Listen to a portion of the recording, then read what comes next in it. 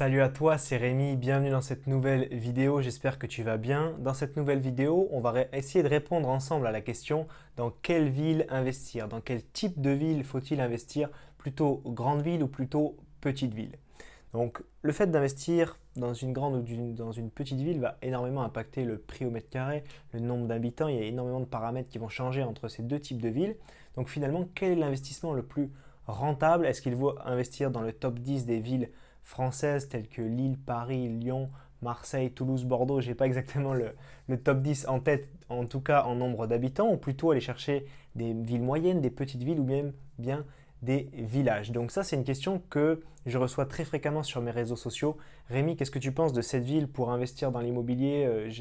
J'y ai vécu, c'est pas trop cher. Est-ce que tu penses que c'est un bon investissement? Je ne connais pas toutes les villes en France, donc je ne pourrais pas forcément répondre à toutes ces questions, mais je vais te donner mes astuces et quels paramètres je regarde pour savoir si telle ou telle ville est un bon investissement. Pour répondre à la question dans quelle ville investir en immobilier, ce que j'ai fait, c'est que j'ai essayé d'établir une petite échelle de nombre d'habitants pour savoir qu'est-ce que c'est une moyenne ville, une grande ville, une petite ville. Donc pour moi, c'est que mon jugement personnel, hein. Tu vas voir qu'une petite ville, ça va être dit par quelqu'un d'autre, que c'est à partir de 50 000, bref. Ce n'est que mon échelle personnelle, mais c'est pour te rendre compte un petit peu de comment j'analyse les marchés et les villes françaises.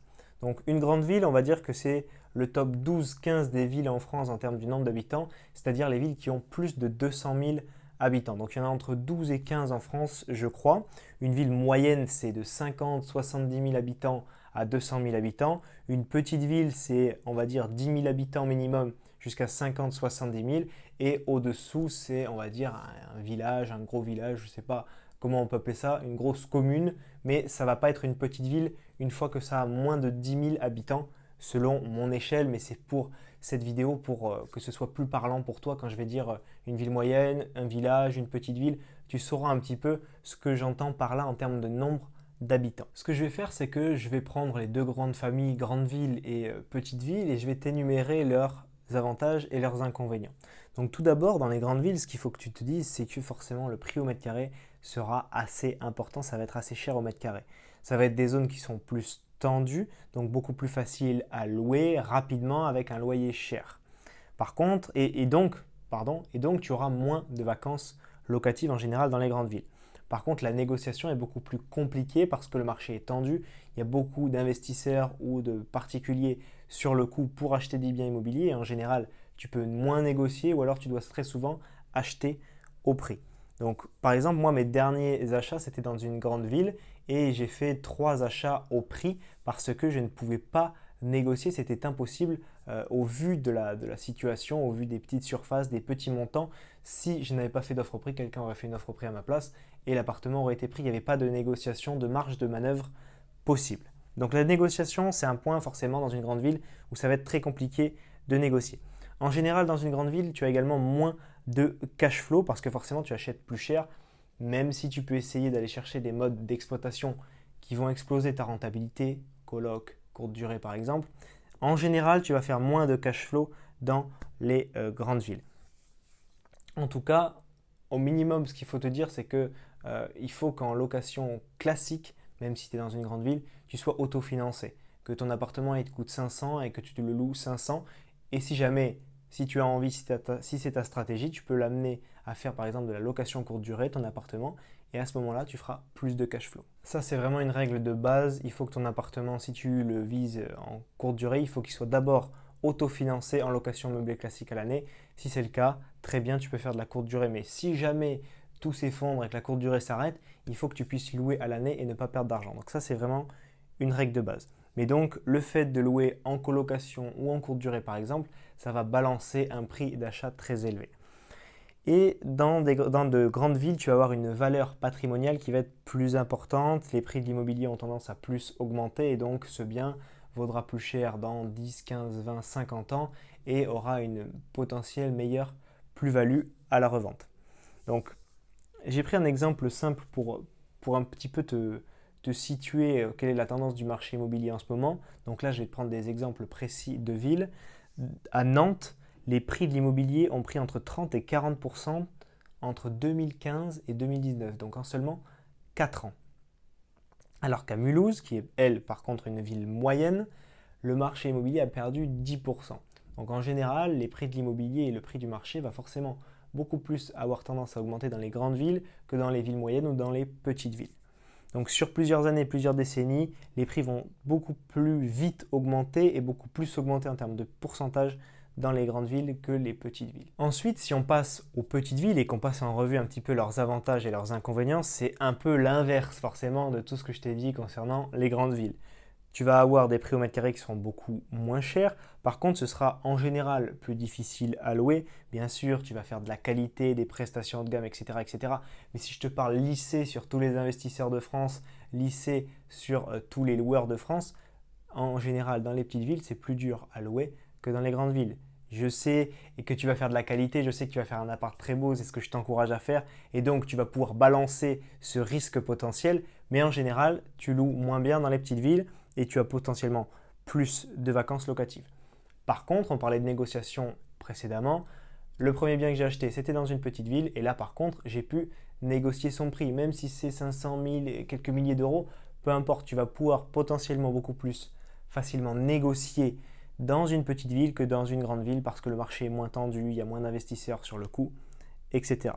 Donc tu auras plus de cash flow parce qu'en général, c'est plus facile d'avoir du cash flow dans les petites villes. Si tu as une ville avec 1000 euros du mètre carré, ça va être plus facile potentiellement de faire du cash flow positif que dans une ville où le marché est à 4000 euros le mètre carré. Mon premier achat, c'était un studio, location meublée classique à l'année. C'est un achat plus facile que dans une grande ville optimisée courte durée par exemple, et il dégage quand même 150 euros de cash flow et c'était très très bien pour commencer, je ne le regrette pas du tout. Enfin, dans une petite ville, tu vas avoir une valeur patrimoniale qui sera moins grande, un marché qui va moins prendre et ton bien ne va pas beaucoup prendre de valeur dans les années. Alors, faut-il investir dans une grande ville ou dans une petite ville? Faut-il privilégier le cash flow ou le patrimonial? D'un point de vue patrimonial, les grandes villes, c'est forcément mieux parce que les prix de l'immobilier vont augmenter beaucoup et surtout plus vite. Donc tu auras forcément une plus-value sur ton bien et quand tu vas l'acheter, tu peux le revendre 2, 3, 6 ans plus tard, tu auras déjà de la plus-value. Donc ce sera beaucoup moins le cas dans des petites villes. C'est le cas par exemple avec mes deux premiers investissements, un dans une petite ville, un dans une grande ville. Je vois déjà après quelques mois, quelques années d'achat ce que a tendance à faire le marché. Je sais que sur mon premier, je ferai presque peut-être jamais de plus-value et sur le deuxième, je suis quasiment sûr d'en faire. Donc ma règle, ta règle, ça doit être quoi? Ça doit être que une fois que tu as acheté ton bien, donc payer ton bien, l'agence, le notaire, les travaux, tu peux le revendre après la signature de l'acte final chez le notaire, après tes travaux, tu ne perds pas d'argent, tu perds 0 euros. C'est la règle, c'est donc la règle, tu dois acheter sous le marché, tu dois acheter un bien sous-coté avec beaucoup de travaux, ajouter une énorme valeur à ce bien et si jamais tu as un souci quel qu'il soit que tu as besoin de le revendre, tu ne perds pas d'argent, c'est une règle en or en immobilier. Dans une petite ville, tu peux acheter plus de biens parce que le prix au mètre carré est moins important. Donc tu peux diviser le risque de vacances locatives sur plusieurs apparts. Tu peux le diviser sur plusieurs apparts d'un même immeuble que tu as potentiellement acheté.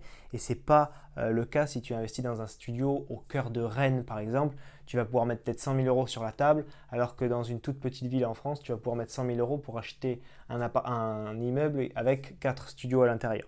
Donc c'est vraiment pas le même type d'investissement. Dans une grande ville, ta capacité d'emprunt va augmenter très très rapidement et tu auras forcément moins de risques de vacances locatives. Bref, tout ça pour te dire qu'il n'y a pas forcément de meilleure ville, il n'y a pas forcément de meilleure taille de ville, il ne faut pas forcément investir dans une petite ville absolument ou dans une grande ville absolument.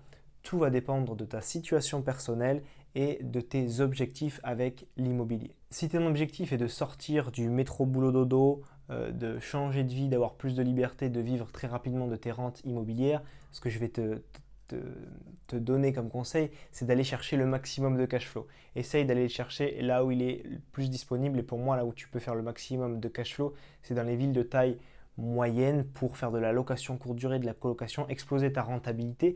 Pas forcément que ces appartements prennent de la valeur dans le temps, mais si ton but c'est de sortir du métro boulot dodo, de vivre de tes rentes, il faut aller chercher un maximum de cash flow. Si tu veux continuer ton travail, sécuriser ton argent, le léguer plus tard à tes héritiers, tu vas faire plutôt du patrimonial. Donc essaye de chercher des marchés immobiliers plutôt dans les grandes villes qui vont prendre de la valeur sur le long terme. Donc grande ville, c'est plutôt patrimonial, plus-value latente, mais attention parce que cette plus-value latente, j'entends souvent des gens qui me disent bah vas-y, je vais aller investir à Bordeaux et dans 4-5 ans, mon appartement, il a pris, mettons, 30 000 euros. Sauf que cette plus-value, c'est de la plus-value latente, c'est-à-dire que tu n'as pas 30 000 euros sur ton compte en banque. Il faudra que tu revendes ton bien pour avoir cette plus-value et en plus, tu payes des impôts dessus si ce n'est pas ta résidence principale. Bref, ce n'est pas exonéré d'impôts et c'est de la plus-value latente. Ce n'est pas du cash que tu rentres qui est sur ton compte. Alors que le cash flow que tu fais rentrer tous les mois, ton compte grossit grâce à ces rentes. Il n'y a pas une seule réponse qui existe, une réponse figée à la question dans quelle ville investir. Ce qu'il faut te dire, c'est que ça va dépendre forcément. Ce n'est pas parce que tu investis dans une petite ville que tu vas faire plus de cash flow que dans une grande ville. Mon exemple personnel, j'ai investi dans une petite ville, j'ai fait 150 euros de cash flow sur mon premier bien avec de la location meublée classique. Ça ne me prend pas de temps, j'y passe une fois par an. Mon deuxième bien, c'est de la location courte durée. Je me dégage 300 euros de cash flow dessus. Pourtant, c'est dans une grande ville. Mais entre les deux, j'ai appris. Le premier, c'était mes premiers pas dans l'immobilier. Le deuxième, j'ai utilisé un mode de location qui explose ma renta et c'est pas pour ça que j'ai pas fait de cash flow, que ce soit dans la petite ville ou dans la grande ville. Mon avis personnel, je te l'ai déjà dit dans plusieurs vidéos, c'est de commencer par une petite location classique à l'année, un petit studio dans une petite ville que tu connais pour commencer, pour te faire la main, pour apprendre comment l'immobilier fonctionne et ensuite passer sur des investissements peut-être un petit peu plus patrimoniaux avec des modes de location plus innovants, immeubles, colocs, courte durée, etc. pour te faire plus de cash flow et puis finalement tester d'autres modes de location. Donc il faut penser à te diversifier, pas faire que du cash flow ou que du patrimonial, c'est bien d'essayer d'en faire un petit peu des deux. C'est ce que j'essaye de faire moi en ce moment, de ne pas rester que sur le cash flow. Je vais faire un appartement qui sera un petit peu plus patrimonial dans l'année à venir, mais t'inquiète pas, je t'en parlerai sur cette chaîne YouTube. J'espère que cette vidéo t'a plu. Si c'est le cas, pense à la liker. Pense également à t'abonner à ma chaîne YouTube. Et si tu as envie que je t'accompagne et que je te donne plus de conseils pour investir dans ton premier bien immobilier rentable, ce que j'ai fait, c'est que j'ai préparé 1 heure de formation vidéo. Pour y accéder, c'est très simple. Tu cliques juste en dessous dans le lien qui se trouve dans la description de la vidéo ou sur le petit carré qui va s'afficher juste en fin de vidéo. Tu cliques sur l'image et tu recevras 5 vidéos de formation qui t'expliqueront étape par étape, de bout en bout, le processus détaillé pour réussir ton premier investissement immobilier. On se voit très vite dans une nouvelle vidéo. C'était Rémi. Ciao, ciao!